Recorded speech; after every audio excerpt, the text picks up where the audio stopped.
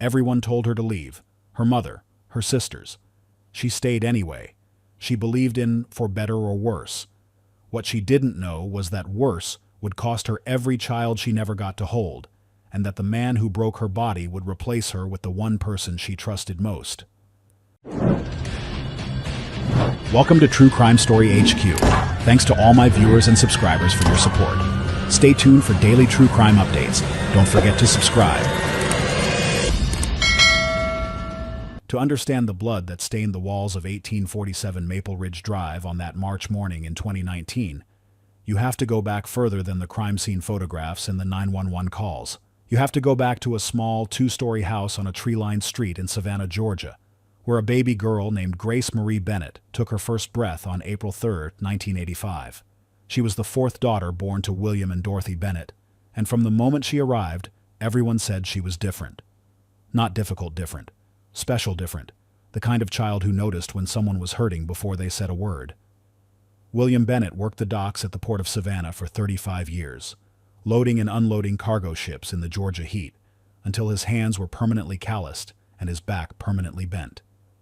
He was a quiet man, stern in the way Southern fathers often are, but never cruel.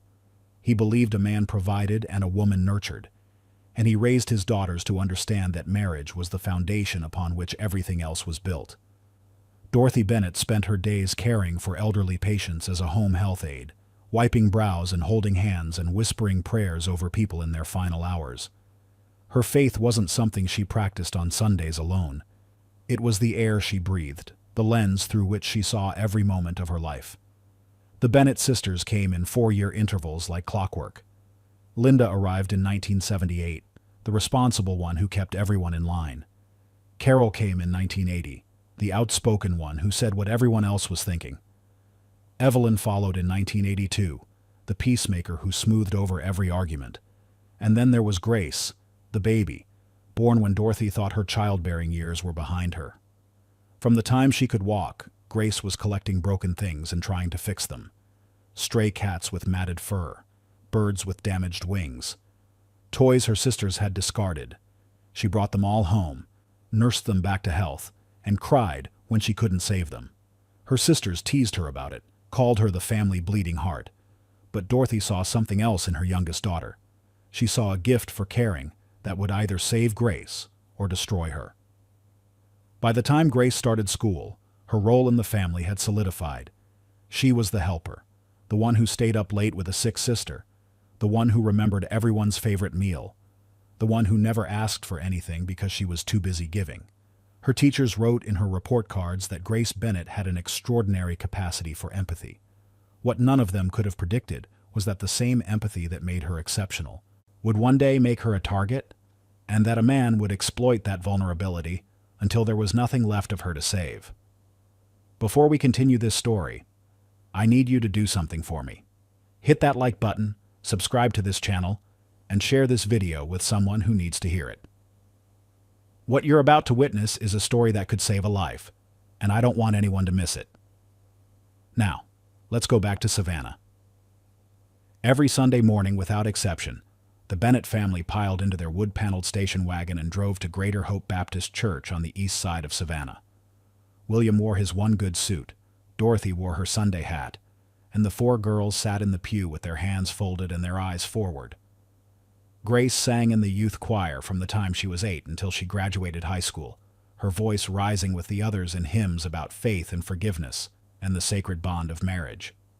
The church taught that divorce was failure, that marriage was a covenant with God, and that a woman's duty was to stand by her husband through every storm.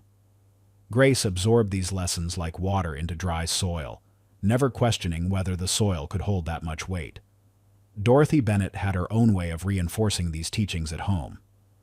She would sit her daughters down at the kitchen table and tell them stories about women who had made their marriages work through sheer determination. She would say things like, "A wife's job is to make a marriage work, and men have their struggles, but women have patience." She warned them never to air dirty laundry outside the family, never to let the neighbors know when times were hard, never to give anyone reason to gossip. These weren't suggestions in the Bennett household. They were commandments, passed down from mother to daughter like recipes and remedies, and the proper way to fold a fitted sheet. But there was one story Dorothy didn't tell very often, and when she did, she told it with her lips pressed thin and her eyes looking somewhere far away. Her sister Clara had married a man who drank and raged, who threw things when he was angry and threw worse things when he was drunk. Clara stayed with that man for 22 years, and when she finally left, the family was divided. Some said Clara was brave. Others said Clara was weak for not trying harder. Grace was 14 years old when she overheard her grandmother say those words at a family gathering. She gave up too easily, that's what Grandma Rose said, and something in Grace's young mind recorded that statement like scripture. Leaving was weakness, staying was strength. A real woman didn't walk away just because things got hard. That night, Grace wrote in her journal with the purple pen she kept hidden under her mattress. The entry was short, just 2 sentences, but those sentences would echo through the next 2 decades of her life. She wrote, "I'll never be like Aunt Clara. If I get married, I'll make it work, because I'll be strong enough."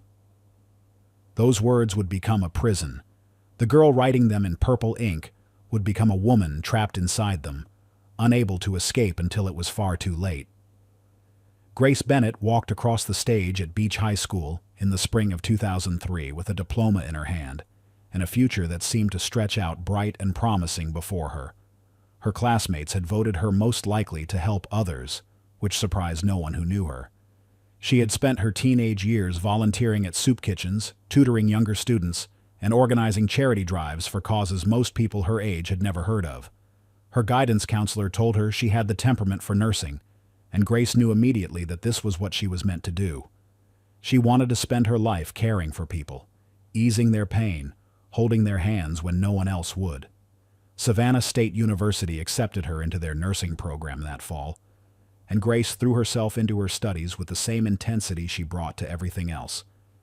She worked part-time at Magnolia Gardens Nursing Home while carrying a full course load, and the residents there adored her.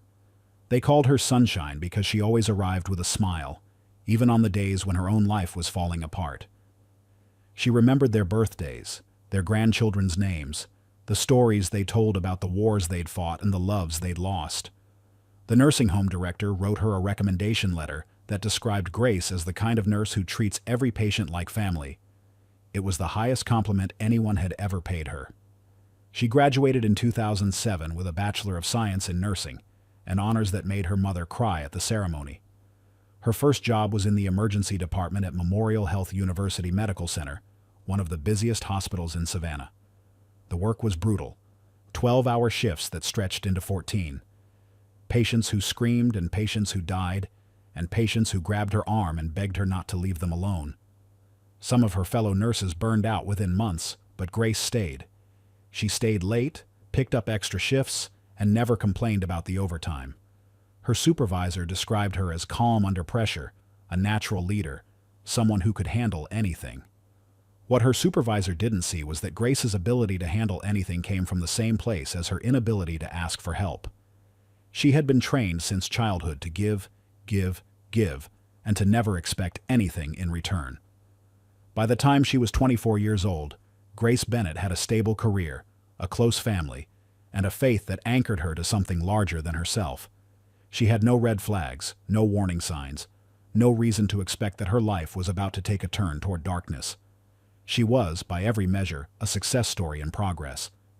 The most dangerous chapter, however, was still waiting to be written. If you asked anyone who knew Grace Bennett to describe her in a single word, they would all say the same thing: helper, fixer, caretaker. She was the woman who showed up at your door with a casserole when you were sick, who remembered your anniversary when your own husband forgot, who listened to your problems for hours without ever mentioning her own. Her sister Linda would later testify at trial about this quality, her voice breaking as she tried to explain something that was both beautiful and tragic. She said Grace couldn't leave a stray dog on the street. If something was broken, she had to fix it. That was her blessing and her curse. Those words would hang in the courtroom like smoke, impossible to clear away. What made Grace such a gifted nurse was the same thing that made her vulnerable to a certain kind of man. She believed that everyone deserved second chances. She believed that love could heal wounds that logic said were fatal. She believed that if she just tried hard enough, cared deeply enough, sacrificed completely enough, she could save anyone from anything. This belief had served her well in the emergency room, where patients arrived broken and left whole because of people like her. But outside the hospital, the rules were different. Outside the hospital, there were people who didn't want to be saved. There were people who wanted to be served, and Grace couldn't tell the difference. She rarely asked for help herself. In fact, she found the very idea uncomfortable, almost shameful. Asking for help meant admitting she couldn't handle something, and Grace had been raised to handle everything. Her mother had handled a husband who worked long hours and came home exhausted. Her grandmother had handled raising 6 children during the Depression. The Bennett women handled things. They didn't burden others with their struggles. They certainly didn't complain. Grace had absorbed this lesson so completely that by the time she was an adult, she didn't even recognize her own needs anymore. She was so focused on what everyone else required that she had forgotten she was a person with requirements of her own. At 24, Grace had dated a little, but nothing serious. One boyfriend in college who was nice enough but not quite right. A few first dates that didn't lead to second ones. She wasn't desperate for love or lonely, in a way that made her reckless. She was simply waiting for the right person. The person who would appreciate everything she had to offer. She wanted marriage and children and a life that looked like her parents' life, stable and loving and built on faith. What Grace didn't understand was that predators recognize helpers from across a crowded room. They can smell the willingness to sacrifice. And one predator in particular was about to find her. Now I want to hear from you. Where in the world are you watching from right now? Drop your location in the comments below. And if you've made it this far into the story, type, "I'm still here so I know who's really paying." Attention! Let's see who's watching and where you're all coming from. This story is just getting started. The opportunity came in early 2009, and Grace knew immediately that she had to take it. Grady Memorial Hospital in Atlanta was offering positions in their trauma unit, and the salary was nearly double what she was making in Savannah. It was a chance to advance her career, to challenge herself in one of the busiest hospitals in the Southeast, to prove that she could handle anything the medical world threw at her. Her family supported the move, though Dorothy cried when Grace packed up her apartment and Linda helped her load boxes into a rental truck. They promised to call every week, to visit on holidays, to stay as close as geography would allow. None of them realized that the 4-hour drive between Savannah and Atlanta would eventually become a canyon that Grace couldn't cross. She found a small apartment in Decatur, a suburb east of Atlanta, where the rent was reasonable and the neighborhood was safe. Her new position at Grady was everything she'd hoped for and more. The trauma unit moved at a pace that made her old job look leisurely, with gunshot wounds and car accidents and medical emergencies arriving in waves that never seemed to end. Grace thrived in this environment. She liked being busy, liked being needed, liked collapsing into bed at night so exhausted that she didn't have time to think about whether she was happy. Happiness was a luxury she would pursue later, when she had time. The distance from her family was harder than she'd expected. In Savannah, she could drive to her mother's house in 20 minutes. She could meet her sisters for lunch, attend Sunday services at Greater Hope, feel the safety net of people who had known her since birth. In Atlanta, she was starting from scratch. Her coworkers were friendly, but not friends. Her neighbors waved but didn't linger. She went to a new church but didn't feel the same sense of belonging. For the first time in her life, Grace was truly on her own, and she didn't realize how much she had depended on her family's presence until it was gone. She focused on her work, picked up extra shifts, volunteered for the assignments no one else wanted. She was too busy to be lonely, or at least that's what she kept telling herself. What Grace couldn't know was that her isolation made her the perfect target for someone who specialized in finding women without support systems. The independence she was so proud of would become the weapon used against her. The loneliness she refused to acknowledge would be the door through which destruction entered. In 6 months, she would meet a man who would see everything she was trying to hide and use it to take control of her life completely. September 2009 arrived in Atlanta with the last gasp of summer heat and the first whisper of autumn cool.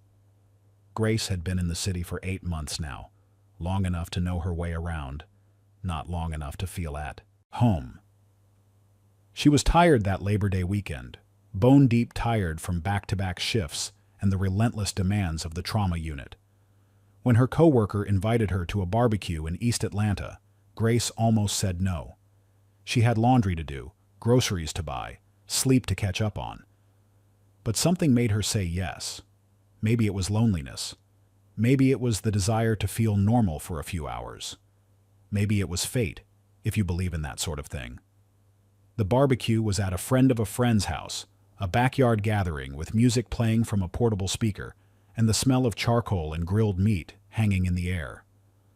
Grace arrived alone, knowing only the coworker who had invited her, feeling slightly awkward in the way you feel at parties where everyone else seems to have history you're not part of. She got a plate of food, found a spot in the shade, and prepared to make the kind of small talk that would get her through the next few hours until she could politely leave. That's when she saw him. Or rather, that's when he saw her. He was standing across the yard with a beer in his hand and a smile on his face, and when their eyes met, he started walking toward her like he'd been waiting for her to show up. He was handsome in a rough-edged way, with broad shoulders and confident posture, and the kind of easy charm that made you feel like you were the only person in the room. He introduced himself with a handshake that lasted just a beat too long and a voice that seemed designed to make women lean in closer. His name was Vincent Hollister. He was 26 years old, an HVAC technician from Augusta, in Atlanta for work. He asked Grace questions about herself, real questions, not the surface-level stuff most people traded at parties. He wanted to know about her job, her family, her dreams. He listened when she talked, really listened, in a way that made her feel seen for the first time in months. By the time the sun went down, they had been talking for 3 hours, and Grace hadn't thought about her loneliness once. He asked for her number before she left. She gave it without hesitation. She drove home smiling, not knowing that the charming stranger at the barbecue had already begun to calculate how to isolate her. The courtship had officially begun, and Grace was walking straight into a trap that would take her 7 years to escape. Vincent Allen Hollister came into the world on November 17, 1982, in Augusta, Georgia, the only child of Bernard and Cynthia Hollister. From the outside, the Hollisters looked like any other working-class family in their neighborhood. Bernard had served in the Army during the Gulf War, and Cynthia taught second grade at the local elementary school. They had a modest house with a chain-link fence and a dog named Rusty and all the trappings of normal American life. But behind closed doors, the Hollister household was ruled by something darker than anyone on the outside could see. Bernard Hollister came back from the war, a different man than the one who left. He didn't talk about what he'd seen overseas, and no one asked. But whatever it was, it lived inside him like a second heartbeat, driving him toward the bottle with increasing desperation as the years went on. He wasn't physically violent with Cynthia, not in the way that left visible marks, but his rages were legendary within those walls. He would scream until his voice gave out, throw furniture across rooms, disappear for days at a time, and then return with apologies and flowers and promises that things would be different. Cynthia accepted these cycles as the price of marriage. She covered for him when he missed work, made excuses to the neighbors, told young Vincent that Daddy was just tired, that Daddy loved them, that everything was going to be fine. Vincent watched and learned. He learned that anger was acceptable as long as you apologized afterward. He learned that women forgave and men were forgiven. He learned that alcohol was how men dealt with their pain, and that whatever happened while you were drinking could be blamed on the bottle rather than the man holding it.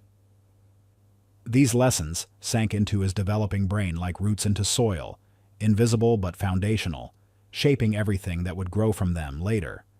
When Vincent was 12, Cynthia finally found the courage to file for divorce. She had reached her breaking point after Bernard smashed their television during a football game, and the glass nearly hit Vincent's face. The divorce was ugly and prolonged, but Cynthia got custody, and Bernard got visitation. Vincent lived with his mother during the week but spent weekends with his father, and those weekends became the highlight of his young life. He idolized Bernard despite everything, or maybe because of it.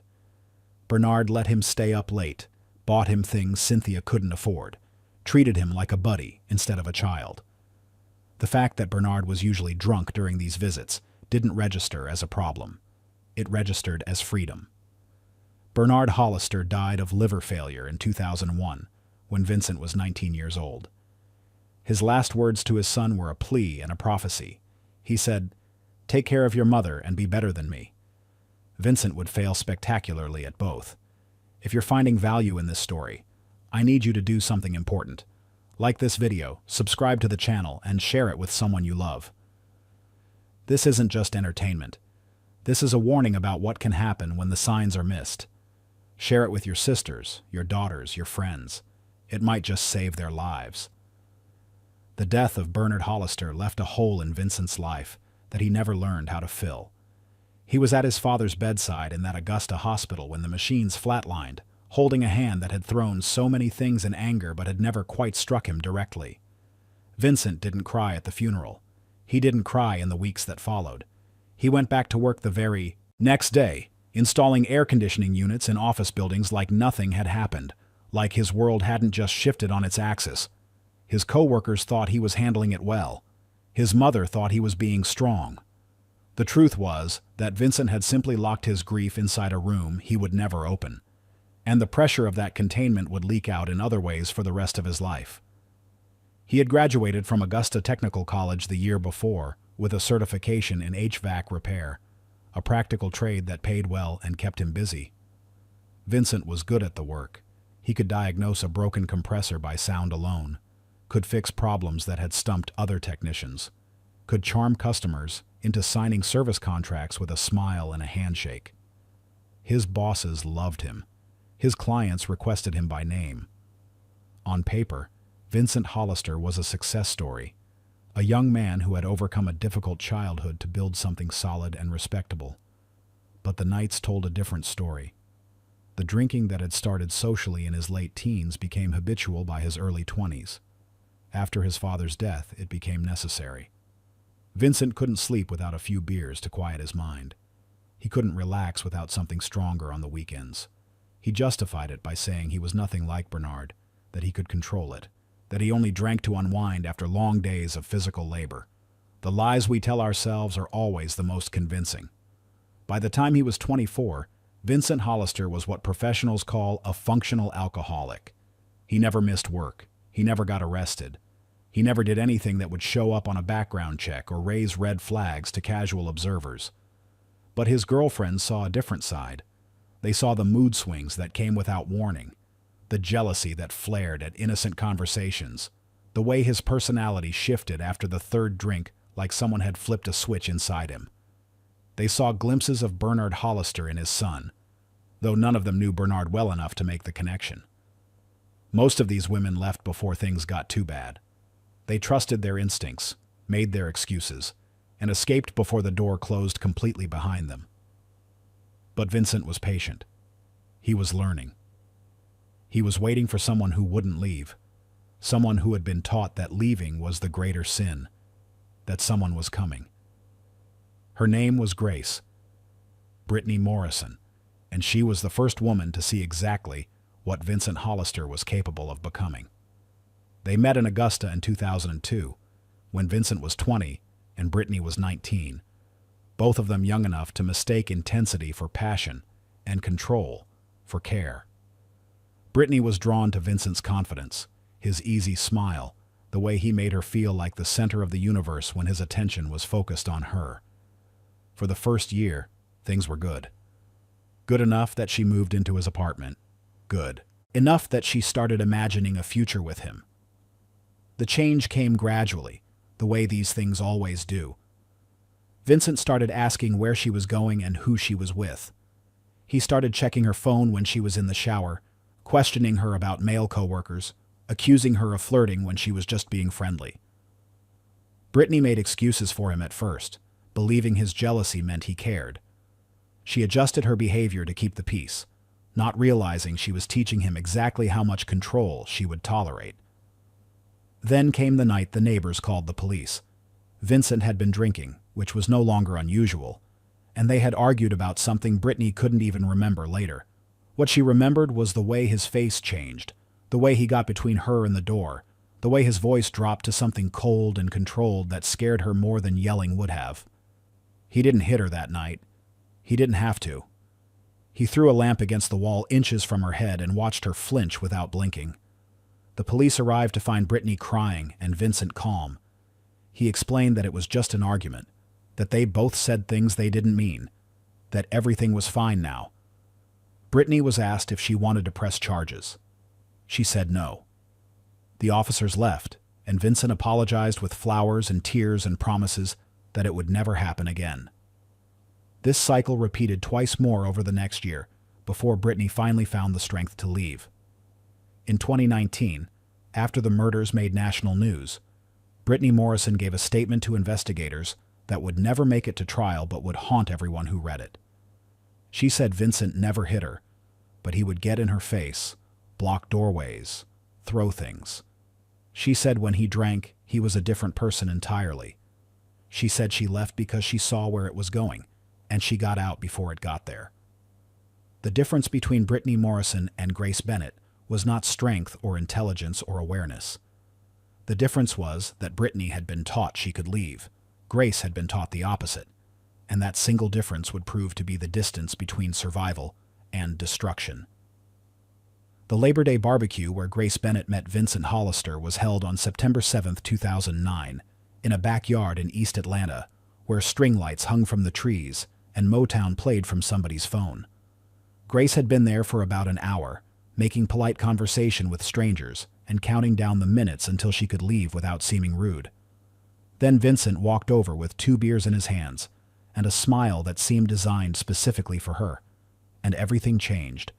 He handed her a beer she hadn't asked for and introduced himself with the kind of confidence that could read as arrogance, but somehow didn't. His opening line was simple. He said, "You look like you need a drink," and Grace laughed and said, "Just water, I'm driving." And Vincent raised an eyebrow and said, "A nurse who doesn't drink? Now I'm intrigued." It was smooth without being sleazy, interested without being aggressive, and Grace felt something loosen in her chest that had been tight for months. They talked for 3 hours. Not small talk, but real conversation. Vincent asked her about her job, what drew her to nursing, what the hardest part was. He asked about her family, her sisters, her parents, the church she grew up in. He listened when she answered, not the way men sometimes listen while waiting for their turn to speak, but like he actually cared about the words coming out of her mouth. When Grace mentioned that she'd recently transferred from Savannah, Vincent nodded and said, "That must be lonely, starting over in a new city." And Grace felt seen in a way she hadn't felt since she'd left home. Vincent shared things about himself too, carefully selected details that painted him as honest and vulnerable. He talked about his father's death, how hard it had been, how he was still working through it. He talked about his job, the satisfaction of fixing things with his hands, the pride he took in his work. He didn't mention the drinking or the anger or the ex-girlfriend who had called the police.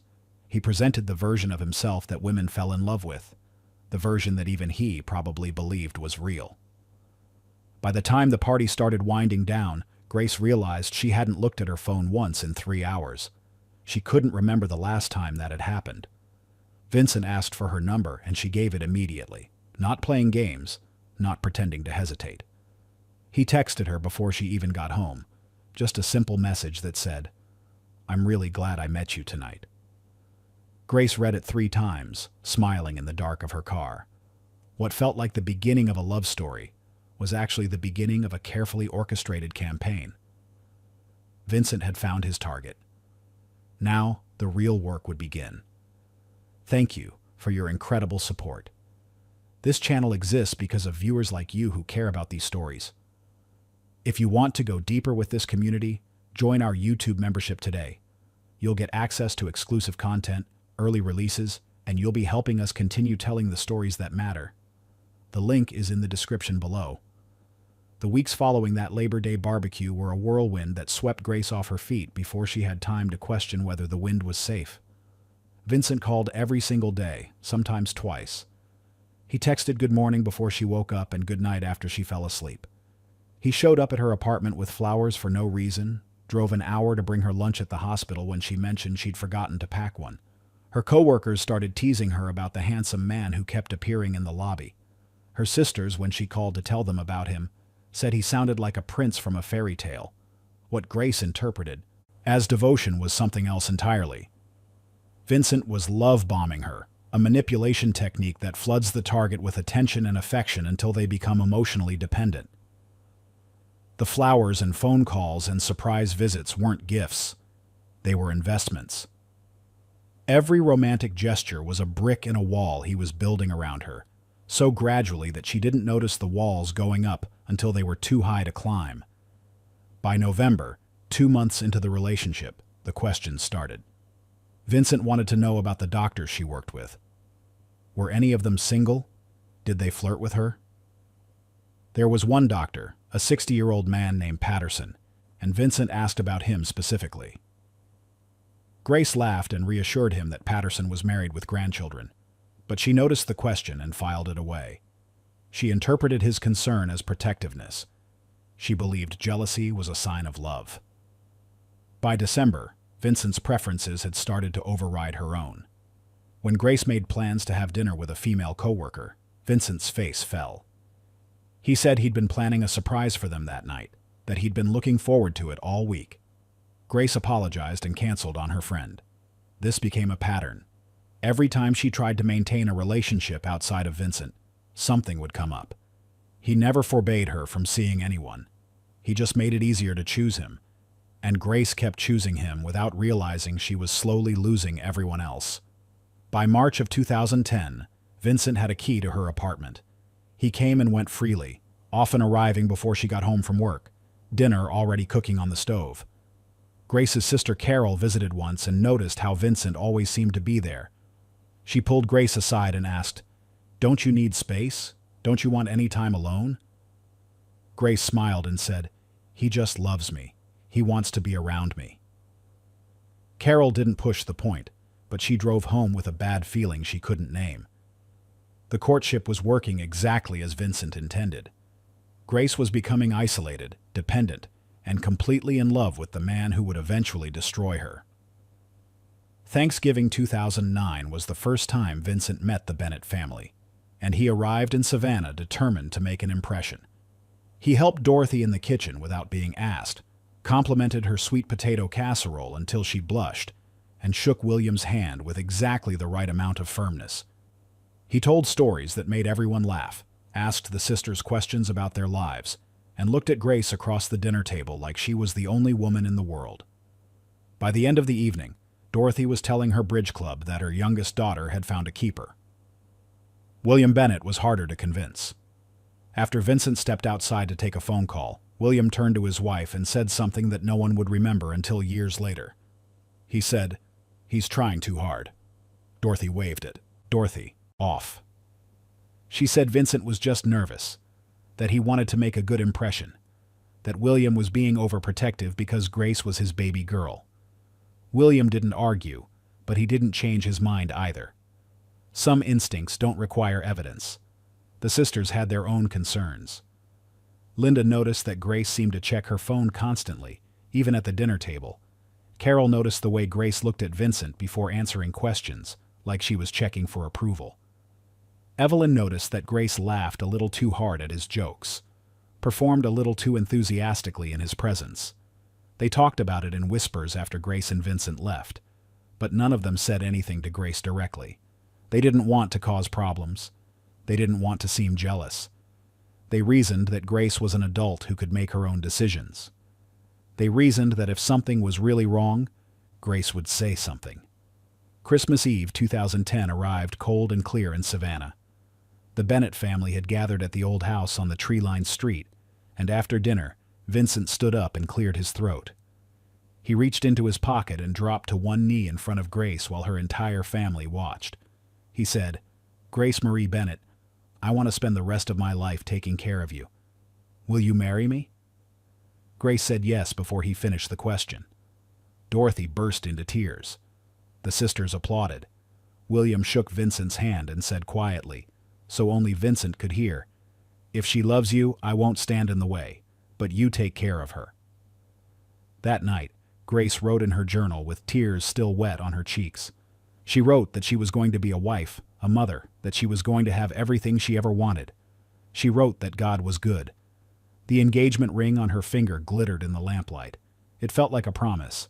It was actually a chain, and the lock had just clicked shut. Greater Hope Baptist Church was filled with flowers on June 18, 2011. White roses and baby's breath lining every pew and framing the altar where Grace Bennett would become Grace Hollister.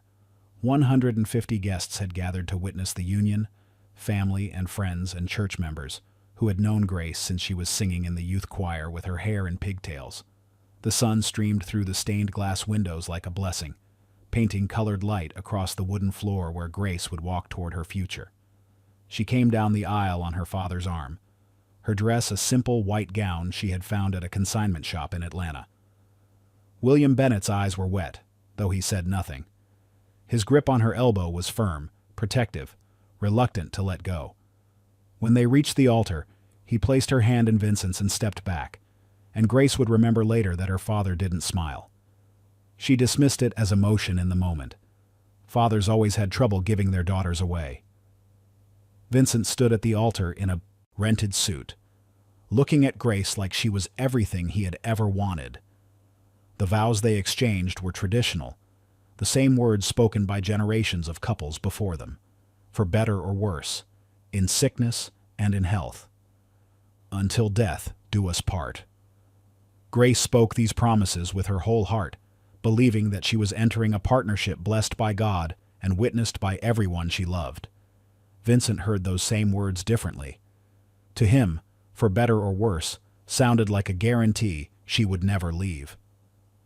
The reception was held at a community center down the road from the church, a modest space decorated with streamers and balloons, and the same flowers from the ceremony. Vincent gave a toast that made everyone raise their glasses.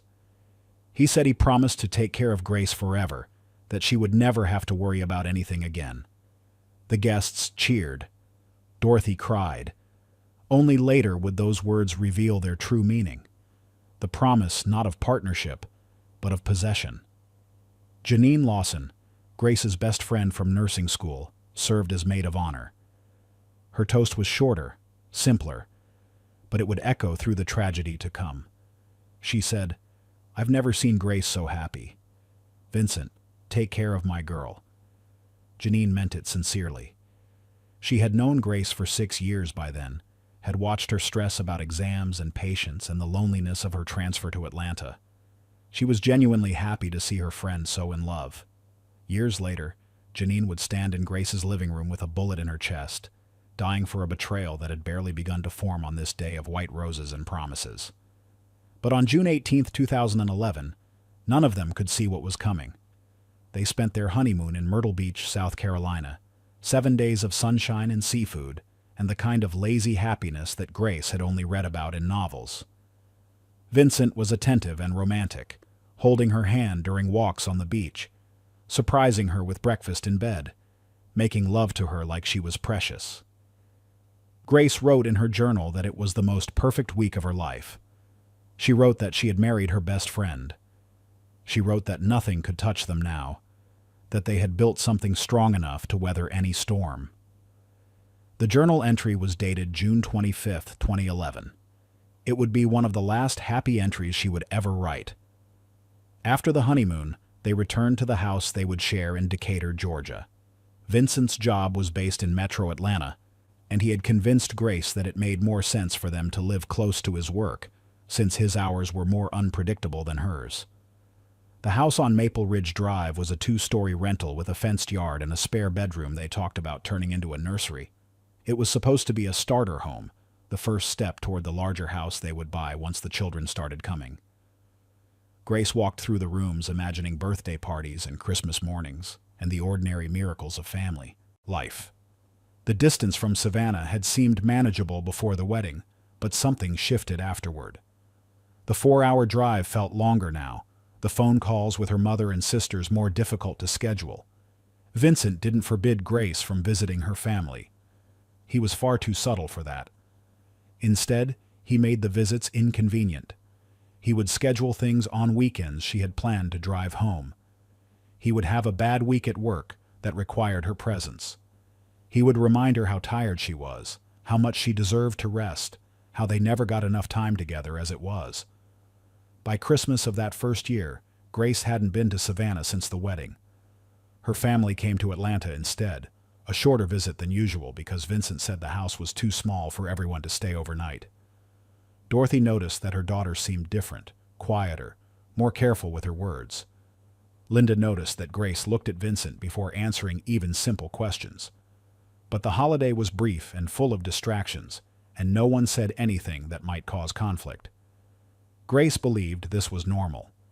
Newlyweds needed time to build their own traditions, their own routines, their own world. What she didn't understand was that the world Vincent was building had room for only two people, and that one of those people would always be in charge. The isolation was complete. Now the real abuse could begin. The first months of marriage were what experts call the honeymoon phase, and for Grace Hollister, they would become the standard against which she measured everything that came after. From July 2011 through early December 2011, life with Vincent seemed good. Not perfect, but good in the way that ordinary happiness is good, the kind of contentment that doesn't make for exciting stories because nothing dramatic happens. Vincent went to work and came home and helped with dinner sometimes. They watched television together on the couch. They talked about having children, about buying a bigger house, about the future they were building one quiet day at a time. Grace would remember this period as proof that the man she married was real. When things got bad later, she would return to these memories like evidence in her defense. She would insist that the violence wasn't the real Vincent, that the real Vincent was the one who brought her flowers and held her hand and painted the spare bedroom yellow because she said it was a happy color. The first months gave her something to believe in, something to hope for, something to chase. This was the trap. This was how it worked. Even during the good period, there were signs that Grace didn't recognize as warnings. Vincent's drinking increased gradually, from a few beers on weekends to a few beers every night. He became irritable when Grace questioned his spending, defensive when she mentioned his credit card bills. He made comments about her appearance that were phrased as compliments but felt like criticisms. He said things like, "You look tired? Are you taking care of yourself?" And, "That dress used to fit you better." Grace adjusted. She bought new clothes. She wore more makeup. She stopped asking about the credit cards. The good period ended on a December night in 2011, at a company Christmas party where Vincent drank more than Grace had ever seen him drink. On the drive home, she made the mistake of suggesting he might want to slow down next time. His response came from somewhere she didn't recognize, his voice cold and flat and terrifying. He told her never to tell him what to do. He said she sounded like his mother, and when they got home, he grabbed her arm hard enough to leave bruises and shoved her against the hallway wall. The next morning, he brought her breakfast in bed and cried, and promised it would never happen again. Grace forgave him immediately because that's what she had been taught to do. She told no one because that's what she had been taught to do, and she believed his promises because the alternative was admitting that everything she thought she knew about her marriage was a lie. The good period was over. The real nightmare had finally begun. Grace would remember the first time with a clarity that never faded, every detail sharp as broken glass. It was December 2011, a company Christmas party at Vincent's boss's house. Vincent had been drinking steadily since they arrived, and by the time they left, Grace could smell the alcohol sweating through his skin. She didn't say anything in the car, not at first. But halfway home, she made a suggestion that would haunt her. She said, "Maybe you could slow down a little next time." She said it gently, carefully, the way you might suggest a different route to avoid traffic. Vincent's hands tightened on the steering wheel. His face changed in a way Grace had never seen before, the warmth draining out of it like water down a sink. He said, "Don't tell me what to do." His voice was flat and cold and didn't sound like him at all. He said, "You sound like my mother." Grace tried to backtrack, tried to apologize, but Vincent didn't respond. He drove the rest of the way in silence, and that silence was worse than yelling would have been.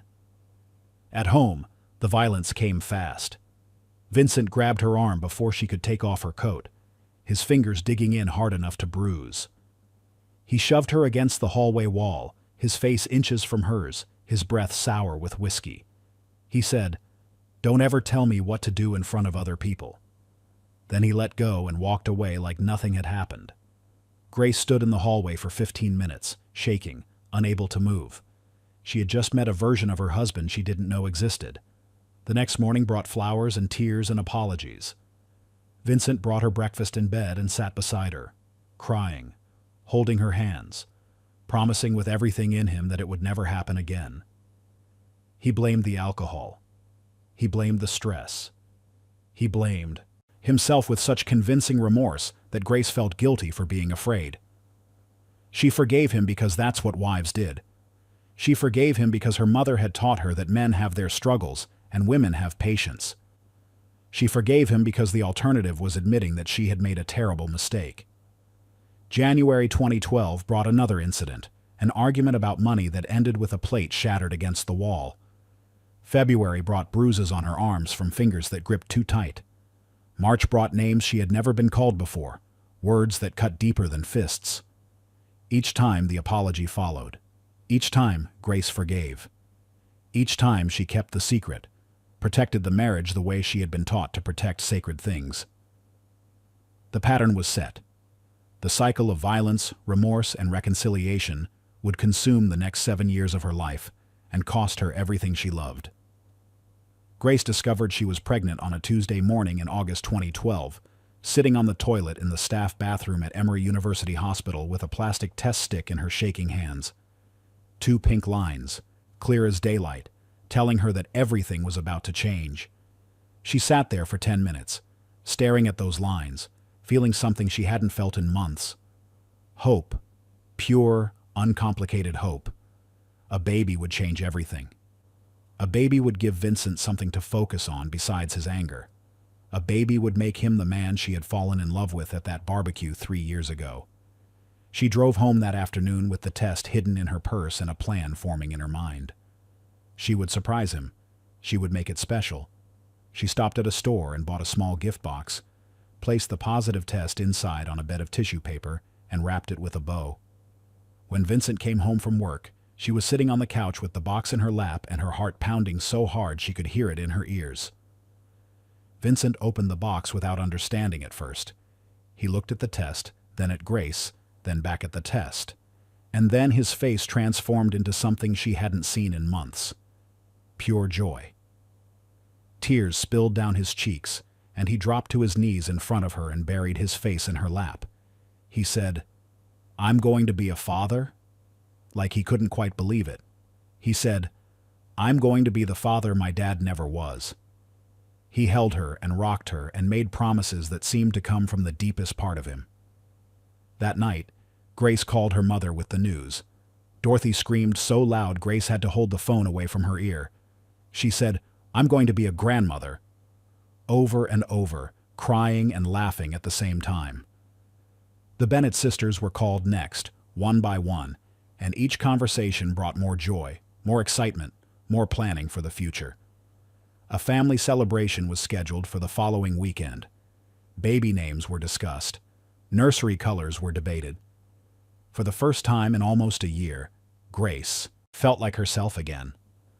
The incidents had been bad, yes, but they were behind her now. The baby would heal everything. The baby would give Vincent purpose. The baby would restore the marriage to what it was supposed to be. She believed this with her whole heart, the way she believed in God and family and the vows she had taken. What Grace didn't understand was that pregnancy does not cure abusers. What she couldn't foresee was that children often become new triggers rather than solutions. The violence was about to get worse, and the baby growing inside her was about to become its next target. The first weeks of pregnancy passed in a haze of morning sickness and doctor's appointments, and the kind of cautious optimism that comes with carrying new life. Grace cut back her hours at the hospital, partly because she was exhausted, and partly because Vincent thought it was best. He had started monitoring everything she did with an intensity he called protective. He watched what she ate, criticized her portions, weighed her weekly like she was livestock being prepared for market. He said it was for the baby's sake. He said he wanted their child to be healthy. Grace tried to believe him. By October, when Grace was 14 weeks pregnant, the violence had not only returned, but escalated. Vincent came home drunk one night, angrier than usual about something that had happened at work. He asked Grace where she had been that afternoon, and she told him the truth. She had attended a co-worker's baby shower. She hadn't mentioned it beforehand because it was last minute, and she didn't think he would mind.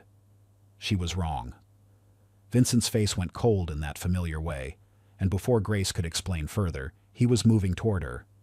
He blocked the doorway when she tried to leave the room. He grabbed her shoulders and shoved her against the wall, and then he did something he had never done before. He struck her in the side, an open-handed blow that landed on her ribs and sent her stumbling sideways. She fell and hit her hip on the dresser, and she lay on the floor with her arms wrapped around her stomach, protecting the baby, while Vincent stood over her with his hand still raised. He stopped. He looked at his hand like he didn't recognize it. And then the apologies came, the tears, the promises that it would never happen again. He helped her up and held her and told her he loved her and he was sorry, and he didn't know what came over him. Grace checked for bleeding and found none. She convinced herself the baby was fine. She made excuses for him, blamed the alcohol, rationalized that he would never hurt their child on purpose. She didn't go to the hospital that night. She didn't call her mother. She didn't tell anyone what had happened in that room. When she saw her obstetrician the following week, she mentioned hip pain from a fall and nothing more. Dr. Ellen Whitfield noted the bruising and asked gently if Grace felt safe at home. Grace smiled and said yes and changed the subject. The medical file would note that the patient denied domestic violence despite injuries that didn't match her explanation. This notation would become evidence years later of a pattern that everyone saw and no one stopped. Grace woke at 3 a.m. on a November night with a pain in her stomach that felt like something tearing. She lay still for a moment, hoping it would pass, hoping it was just cramping or indigestion or any of the normal discomforts of pregnancy. But when she swung her legs out of bed and stood up, she felt something warm running down her thighs. She looked down in the darkness and saw blood. So much blood. She screamed for Vincent, and he drove her to the hospital while she sat in the passenger seat with her hands pressed against her belly, praying to a God she wasn't sure was listening. The emergency room was bright and cold and full of people who moved too slowly, who asked too many questions, who didn't seem to understand that her baby was dying while they filled out paperwork. By the time they got her into an exam room and the doctor pressed the ultrasound wand against her stomach, Grace already knew what he was going to say. There was no heartbeat. The baby was gone. Spontaneous miscarriage at 16 weeks. Medical cause unknown. Grace doesn't remember much about the hours that followed. She remembers fluorescent lights and the smell of antiseptic and Vincent holding her hand while she stared at the ceiling and felt something inside her collapse. She remembers the nurse who spoke softly and the doctor who explained that these things happen, that it wasn't anyone's fault, that she could try again when she was ready. She remembers thinking that she would never be ready, that she would never recover, that some part of her had died on that exam table alongside the child she would never hold. Her mother arrived the next day, driving 4 hours from Savannah without stopping. Dorothy stayed for a week, sleeping on the couch, making soup Grace couldn't eat, praying rosaries over her daughter's sleeping form.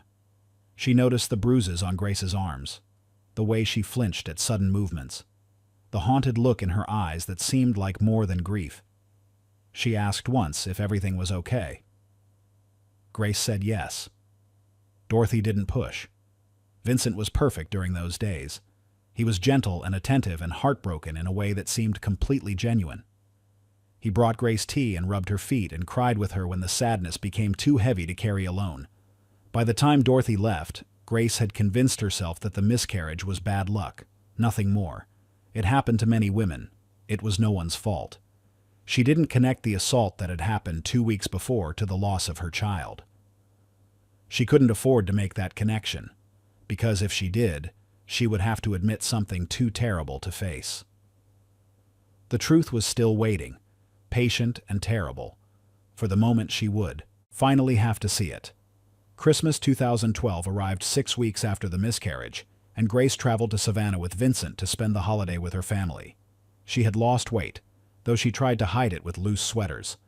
She smiled when appropriate and laughed when expected, and performed the role of a woman healing from loss.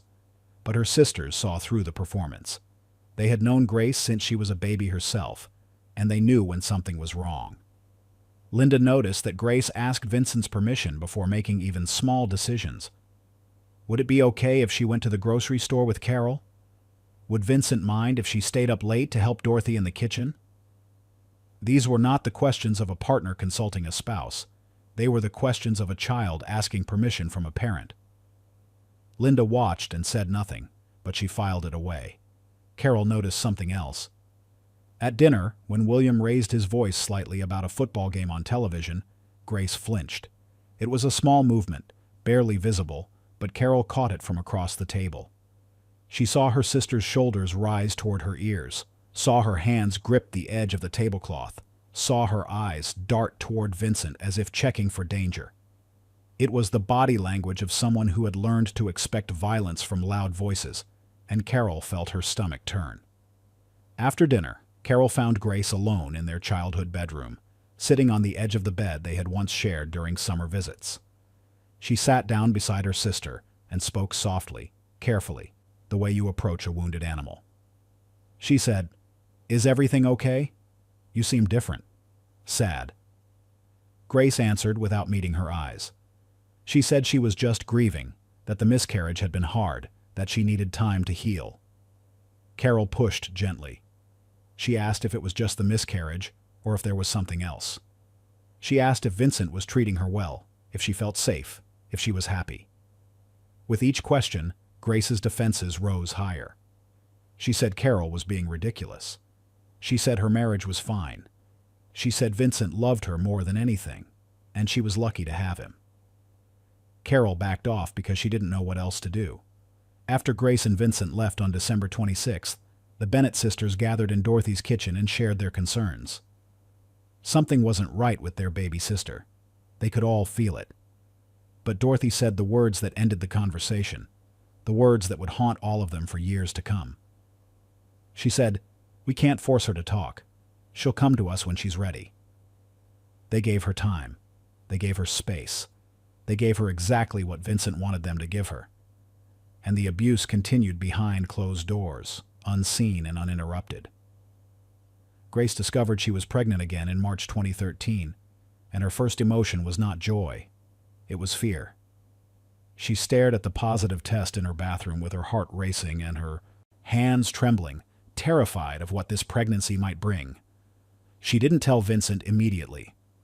She waited 3 days, building up the courage, praying that things would be different this time, that the first miscarriage was just bad luck, that this baby would survive.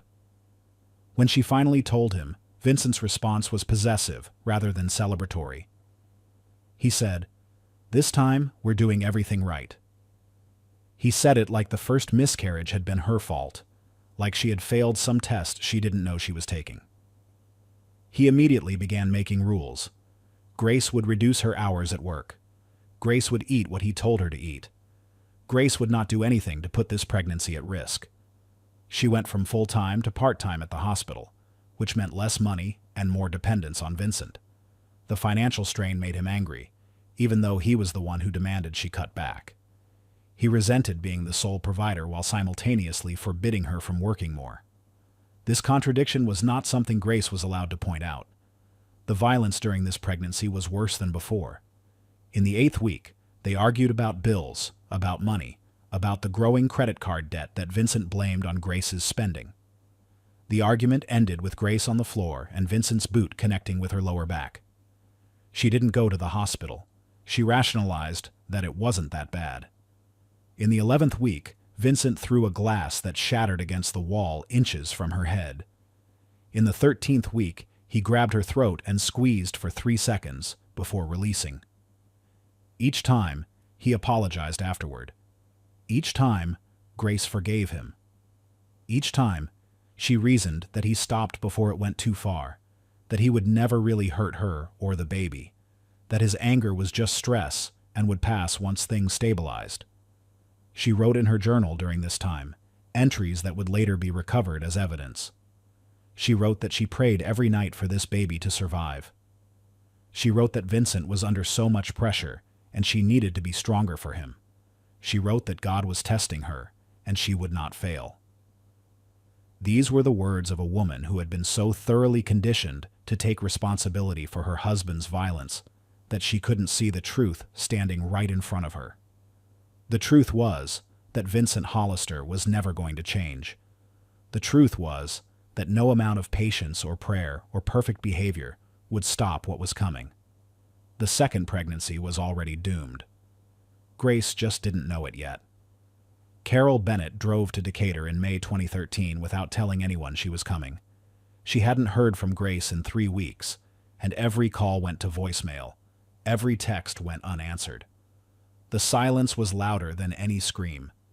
Carol took a day off work, got in her car at 6 in the morning, and made the 4-hour drive with her stomach in knots and her hands gripping the steering wheel so tight her fingers went numb. When Grace answered the door, Carol understood everything. Her sister's lip was swollen, split at the corner where someone had struck her. There were bruises on her arms, purple and yellow like rotten fruit. Grace's eyes were the worst part, empty and dull, the eyes of someone who had stopped hoping for rescue. Carol stepped inside and closed the door behind her. Vincent was at work. They were alone. She said, "Grace, what is happening to you?" Grace tried the old excuse, the one about being clumsy, the one about falling. Carol cut her off. She said, "He's hitting you, isn't he?" And when Grace started to protest, Carol grabbed her sister's hands and held them tight. She said, "I can see it. I can see everything. You need to leave.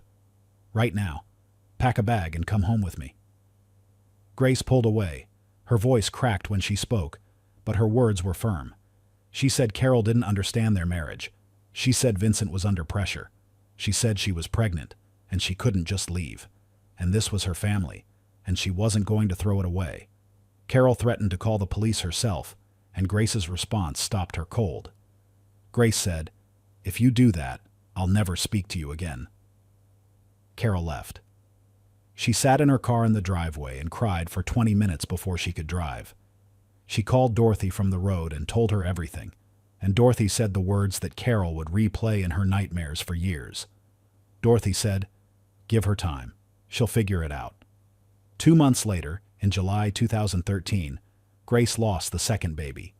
She woke hemorrhaging in the middle of the night and had to shake Vincent awake because he was passed out drunk. By the time they reached the hospital, she had lost too much blood. Dr. Whitfield treated her again, documented bruising that didn't align with Grace's explanations again, asked if she was safe at home again. Grace said yes again. 2 miscarriages in 8 months.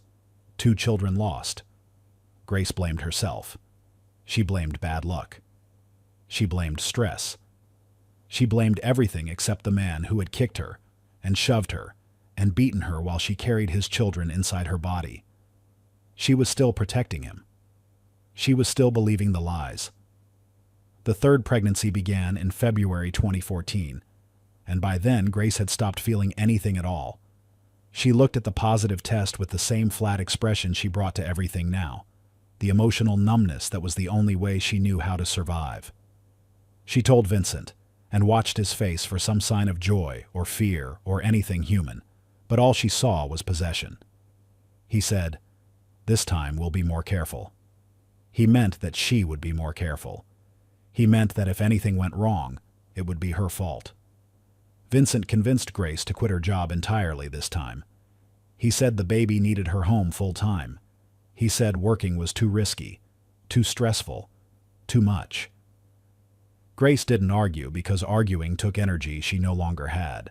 She signed the resignation paperwork and walked out of Emory University Hospital for the last time, leaving behind her income, her independence, and the last people outside her family who might have noticed what was happening to her. The violence during this pregnancy was the worst yet. In the 6th week, Vincent punched her in the stomach during an argument about something she couldn't even remember afterward. In the 9th week, he kicked her while she lay in bed. In the 12th week, He beat her so badly she couldn't leave the house for a full week. Couldn't let anyone see the marks on her face and arms and body. Sister Linda made her final attempt to save Grace in June of 2014. She drove to Decatur without warning, just as Carol had done a year before. What she found was worse than anything she had imagined. Grace was thin to the point of skeletal, bruised in places her clothes couldn't hide, terrified in a way that radiated from her like heat from a fire. Linda said the words that needed to be said. She said, "Pack a bag. You're coming home with me right now." Grace refused. She said she couldn't leave because she was pregnant. She said Vincent would change when the baby came.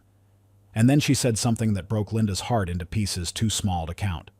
She said, "If I leave now, everything I've suffered was for nothing."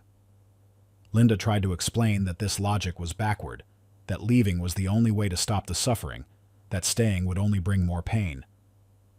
Grace didn't hear her. She couldn't hear her. She had invested too much in this marriage, endured too much, lost too much to walk away now. The sunk cost of her suffering had become its own prison. Linda drove home and called her mother and said words she never thought she would say. She said, "I've done all I can. Now we just wait." The worst was coming. It was closer than any of them knew. September 2014 arrived with late summer heat and the heavy feeling of something terrible about to happen. Grace was 20 weeks pregnant, far enough along to feel the baby moving inside her, far enough along to believe this time might be different. But she had known for days that something was wrong. Cramping that wouldn't stop, bleeding that appeared and disappeared without explanation, a feeling deep in her body that the life she was carrying was slipping away. Vincent drove her to Grady Memorial Hospital when she couldn't hide the pain anymore. By the time they arrived, by the time the monitors were attached and the ultrasound performed, there was no heartbeat. The third baby was gone. But this time the miscarriage didn't end there. This time, Grace's body didn't expel the pregnancy naturally. Tissue remained inside her uterus, and within 24 hours, that tissue became infected. The diagnosis was septic miscarriage. Bacteria had invaded her uterus and were spreading rapidly through her bloodstream. Her fever spiked to 104 degrees. Her blood pressure dropped dangerously low. Dr. Samuel Crawford, the surgeon on call, tried everything to save her uterus. Antibiotics, emergency surgery, every intervention available. But the infection was too aggressive, the damage too severe. The walls of Grace's uterus had been weakened by years of trauma, by beatings and kicks and blows that had torn at her from the inside out. There was only one way to save her life: emergency hysterectomy, the complete removal of her uterus, the end of any possibility that she would ever carry a child again. Vincent signed the consent form while Grace was unconscious. When she woke up in the recovery room, he was sitting beside her bed, and a nurse was explaining what had happened. Grace listened to the words without comprehension at first. "They had to remove your uterus. The infection was killing you. You'll never be able to have children." These sentences arrived one at a time, like stones dropping into water, and Grace watched them sink without feeling anything at all. Her first words, hours later, were directed at Vincent. She looked at him with eyes that had gone hollow and said, "I'm sorry I couldn't give you a child." Even now, even after everything, her instinct was to apologize. Her instinct was to take responsibility for what he had done to her body, to her babies, to her future. The medical records would document everything in clinical language: repeated abdominal trauma contributing to uterine wall weakening, pattern consistent with sustained injury over multiple years. The doctors knew. They saw the evidence. But Grace denied everything, and there was nothing they could do except watch her walk out of the hospital with the man who had destroyed her. The damage was complete. Grace Hollister would never be a mother. The woman who returned to the house on Maple Ridge Drive after the hysterectomy was not the same woman who had walked down the aisle at Greater Hope Baptist Church 4 years earlier. Grace Hollister had been emptied out, hollowed like a gourd. Every dream and hope scraped away until nothing remained but the shell of who she used to be. The doctors diagnosed her with major depressive disorder and prescribed antidepressants, but the pills couldn't treat the real cause of her suffering. The pills couldn't stop Vincent. She stopped eating properly, dropping 25 pounds in 3 months, until her clothes hung off her frame like they belonged to someone else.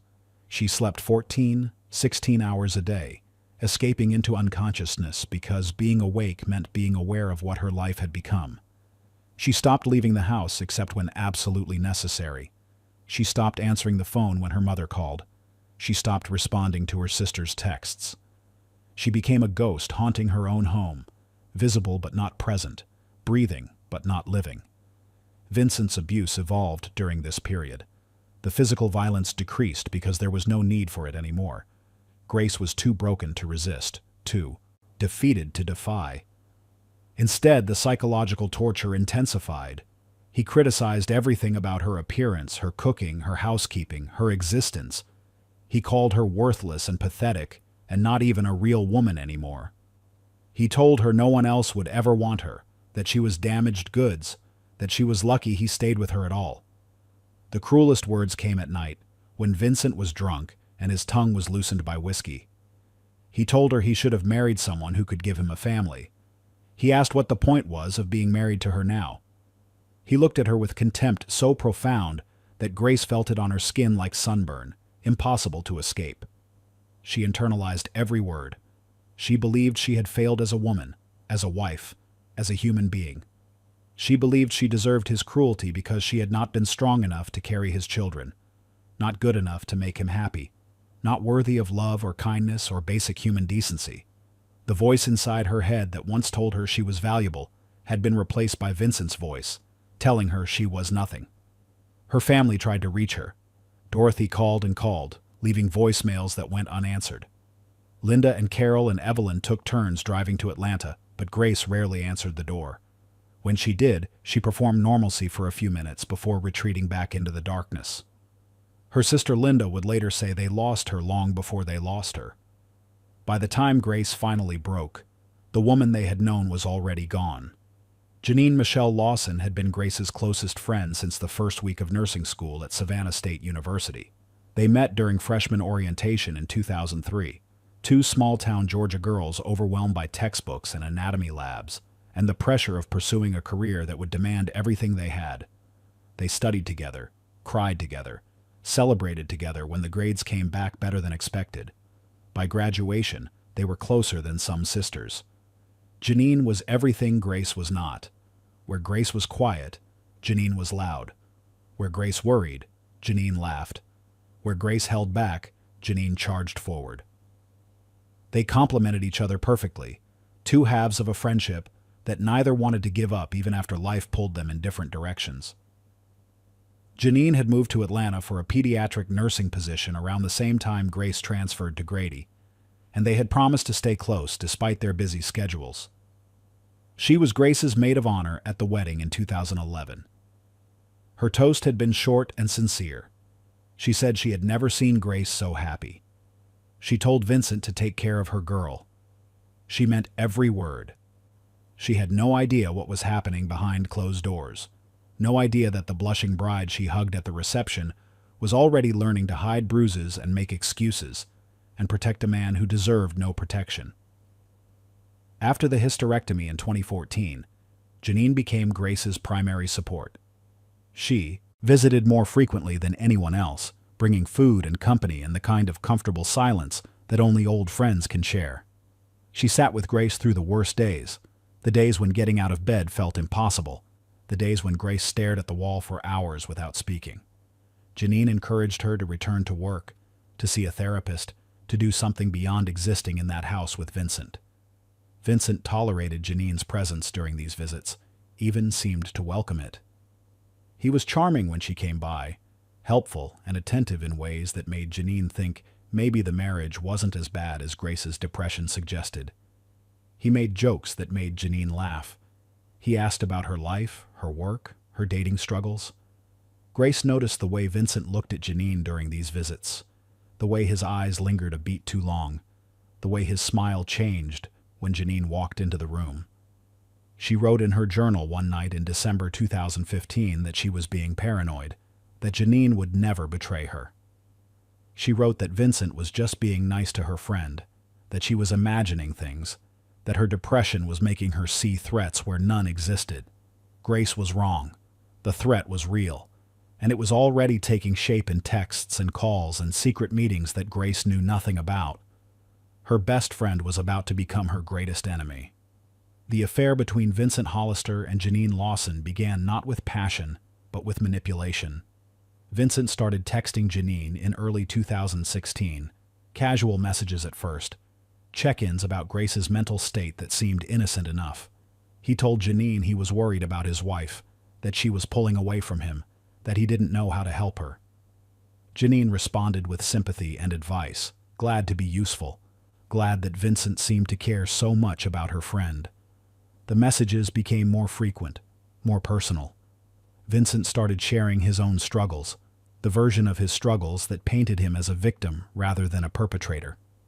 He told Janine that Grace was cold and distant, that she refused to touch him, that she blamed him for things he couldn't control.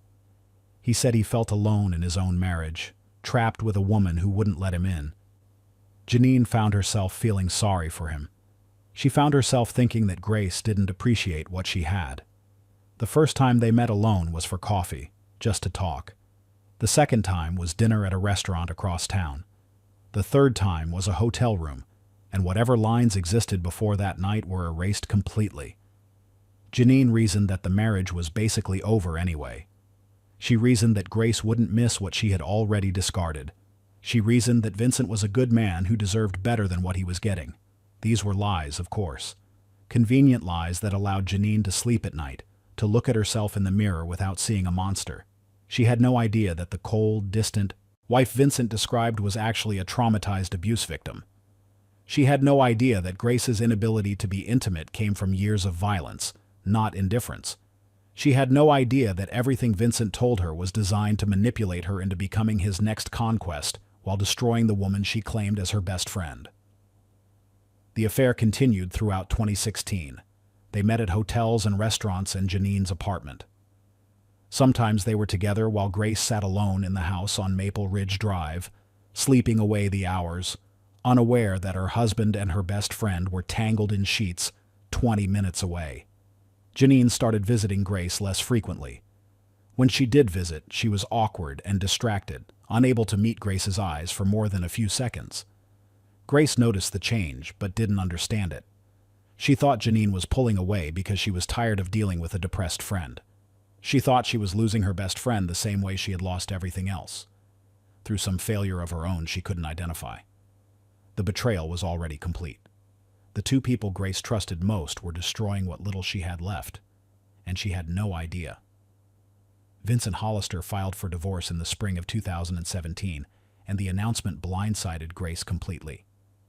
She had spent 7 years enduring his violence, forgiving his cruelty, sacrificing everything she had to make their marriage work. And now he was leaving. After everything she had suffered, after everything she had lost, he was the one walking away. He came home one evening in March and sat her down in the living room with the same business-like tone he might use to discuss a plumbing repair. He said, "I want a divorce. This isn't working." No emotion in his voice. No sign that these words were anything more than a schedule change or a grocery list item. Grace begged. She hated herself for begging, but she did it anyway. She asked him to reconsider, to try counseling, to give her another chance to be the wife he wanted. She reminded him of their vows, for better or worse, the promises they had made in front of God and family. Vincent's response cut through every defense she had left. He said, "You can't give me what I need. You can't give me a family. What's the point?" What's the point? 3 words that summarized how Vincent had seen their marriage all along. She was useful only as long as she could produce children. Now that her usefulness had ended, so had his interest.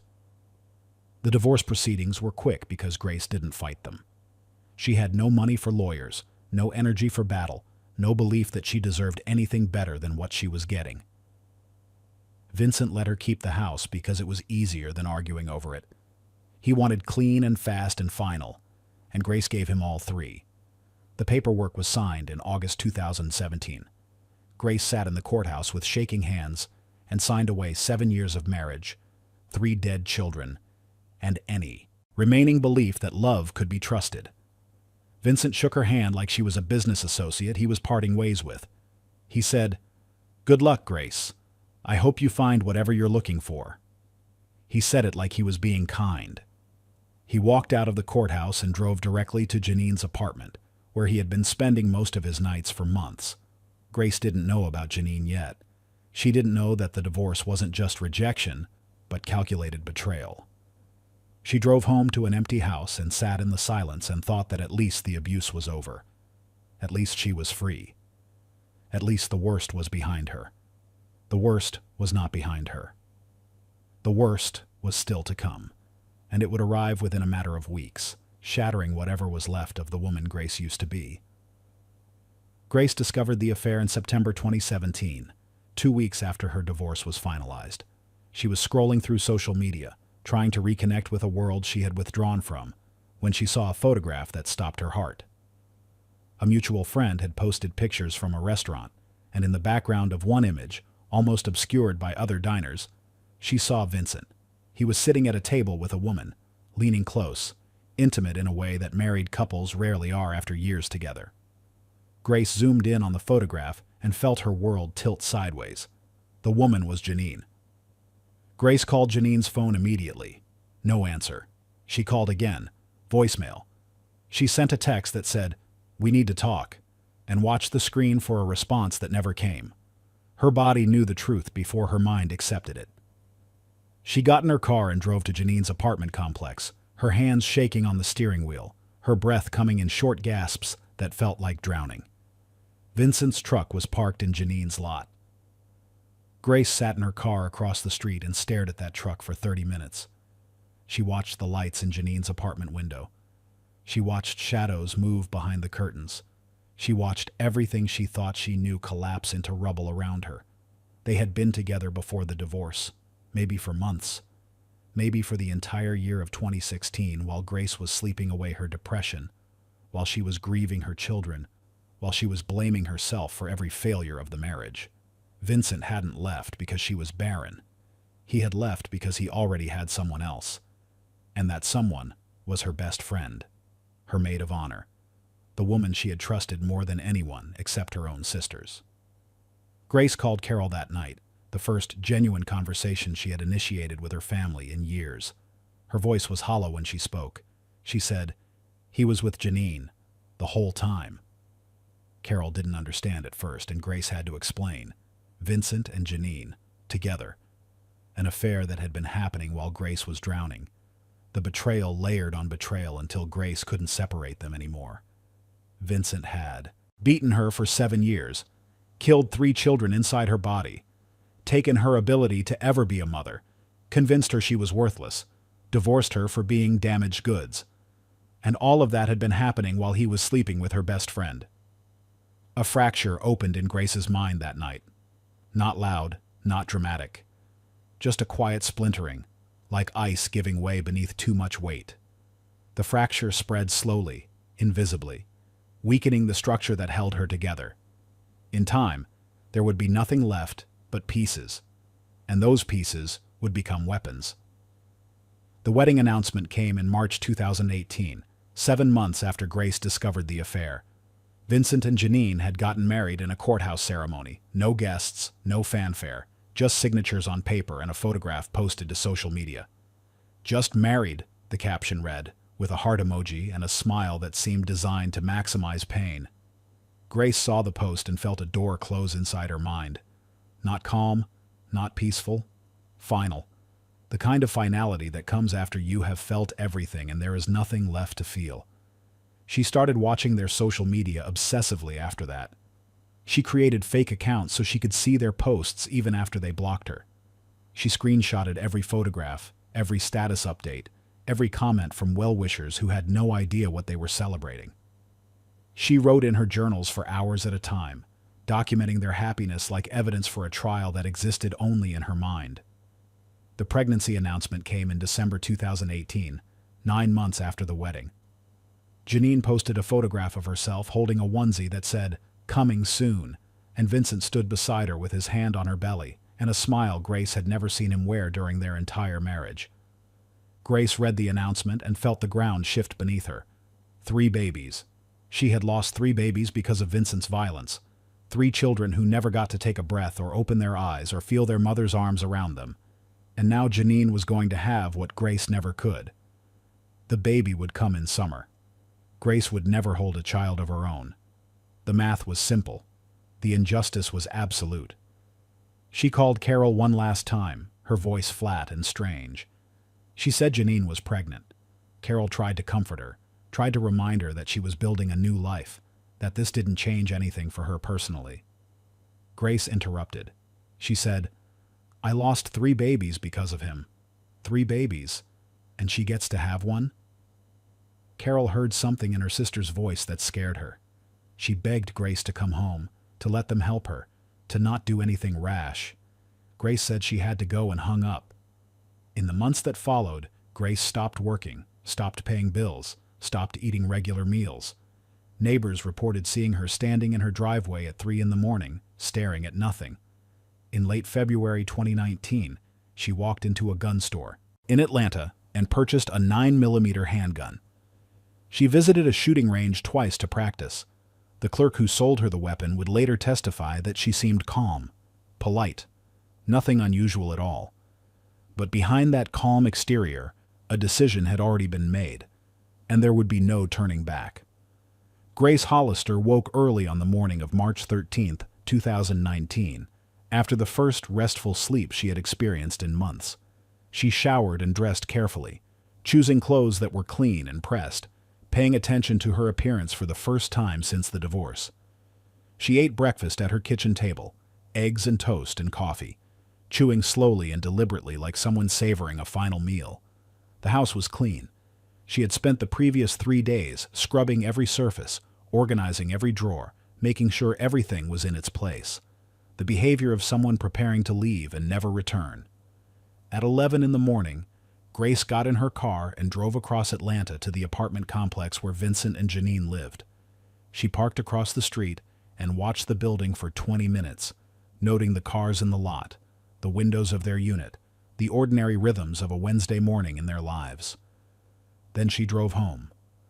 At 2 in the afternoon, she sent a text message to Janine. The words were calculated to seem conciliatory, the language of someone seeking closure. She wrote, "We should talk. Just us. I want to apologize for how things ended. Can you come to my place tonight?" She added the address, even though Janine already knew it. She pressed send and waited. Janine showed Vincent the message when he got home from work. He was suspicious. He said Grace had lost her mind, that Janine shouldn't go anywhere near her. But Janine felt guilty. She had spent 2 years lying to her best friend, 2 years building a life on the ruins of Grace's marriage. She told Vincent that she owed Grace at least this much, that maybe they could all find some peace if they just talked things through. Vincent reluctantly agreed, but insisted on being nearby. They decided he would wait in his truck down the street, while Janine went inside alone. At 7:30, Grace set 2 glasses of water on the coffee table in her living room. She opened the drawer of the credenza beside the couch and placed her handgun inside, within easy reach but out of immediate sight. She sat down on the couch and waited. The clock on the wall ticked through the minutes. 8 o'clock approached. Grace sat perfectly still, her hands folded in her lap, her expression unreadable. She had passed through rage and grief and despair into something beyond all of them, a place where the outcome was already determined, and all that remained was execution. At 7:58, headlights swept across her front window. A car pulled into the driveway. A door opened and closed. Footsteps approached the front porch. The doorbell rang. Grace stood up. She walked to the door. And she opened it to find Janine standing there with guilt on her face and a baby growing inside her body. Janine Lawson stepped into Grace's living room with the cautious movements of someone entering unfamiliar territory. She was 20 weeks pregnant now, visibly showing, her hand drifting to her stomach periodically in the unconscious gesture of expectant mothers everywhere. Grace noticed this. Grace noticed everything. They sat down, Janine on the couch and Grace in the chair across from her. Grace offered water. Janine accepted.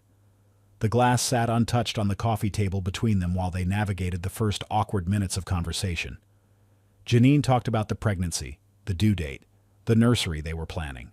Grace listened without expression, asking follow-up questions in a voice that revealed nothing.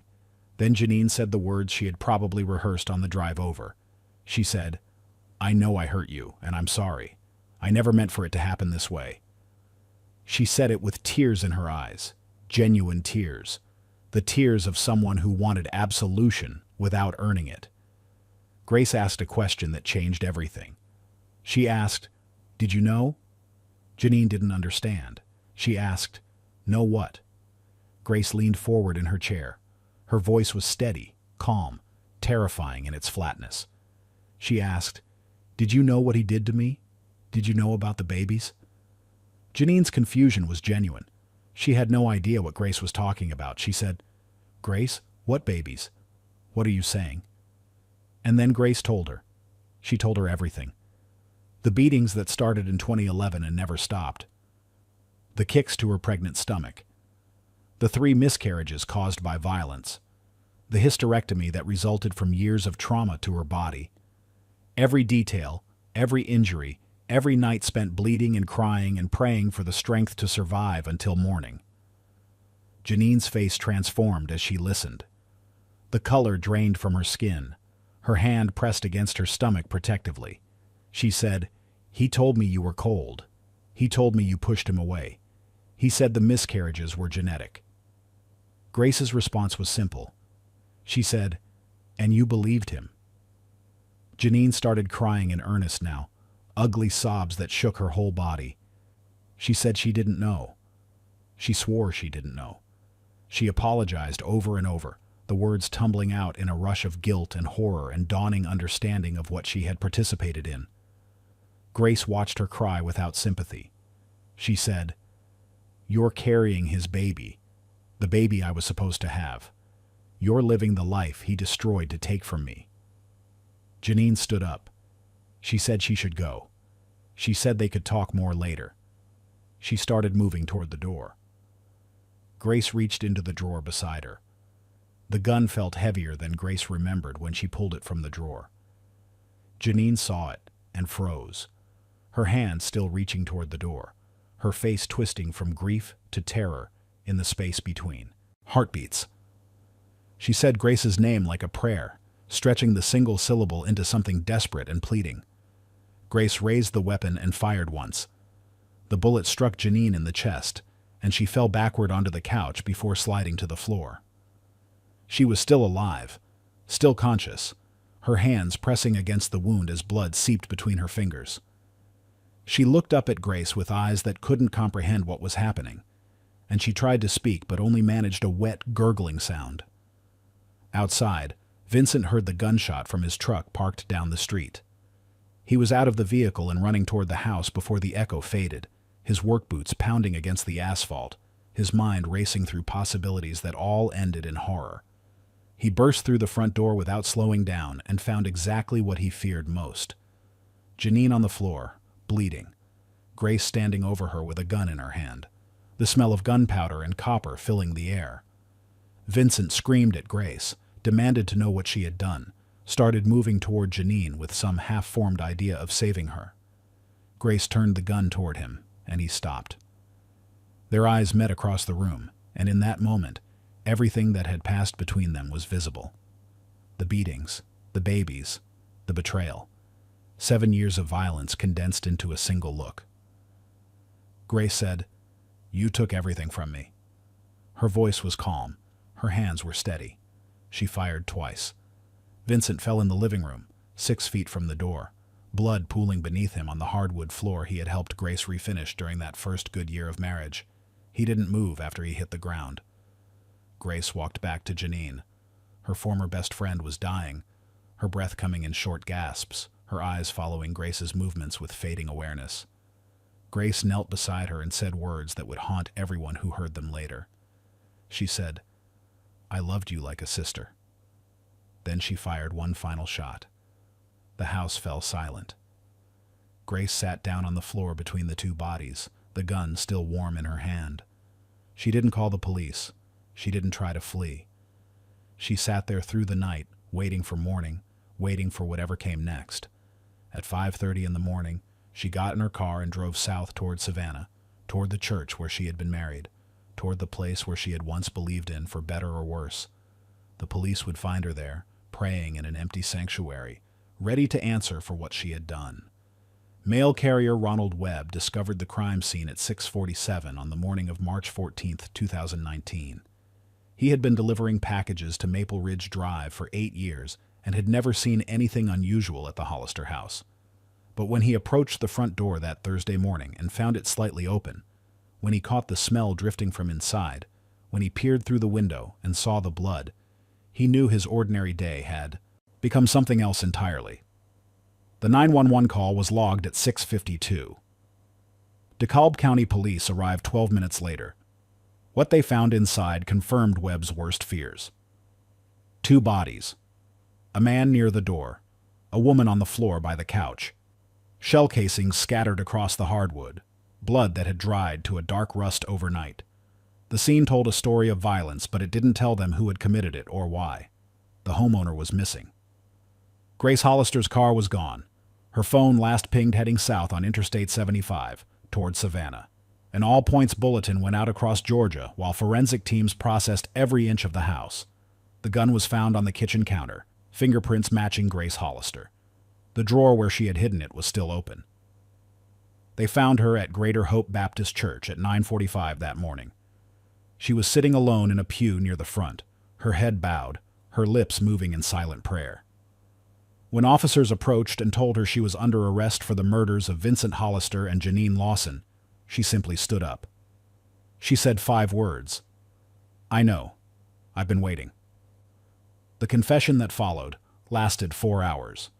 Grace waived her right to an attorney and told Detective Sylvia Tate everything: the marriage, the abuse, the miscarriages, the hysterectomy, the affair, the divorce, the pregnancy announcement that had finally pushed her past the point of endurance. She described the murders in clinical detail, without emotion, like she was recounting someone else's actions. She said she wanted them to understand what they had taken from her. She said Vincent was never going to pay for what he did, because the law doesn't punish men like him. She said she didn't regret killing him. The only regret she expressed was about Janine, about the fact that Janine didn't know the truth until it was too late, about the baby that died alongside its mother. The evidence recovered from Grace's home told its own story. 14 journals spanning years, documenting her mental deterioration. 47 photographs of injuries she had secretly taken and hidden. Medical records that confirmed everything she claimed. Text messages that proved the affair. The prosecution would argue premeditation. The defense would argue something more complicated. The trial was set for February 2020. The trial of Grace Hollister began on February 3, 2020, in a DeKalb County courtroom packed with reporters and spectators and the families of everyone involved. The prosecution, led by District Attorney Michelle Cranford, painted Grace as a calculated killer who had planned and executed 2 murders with cold precision.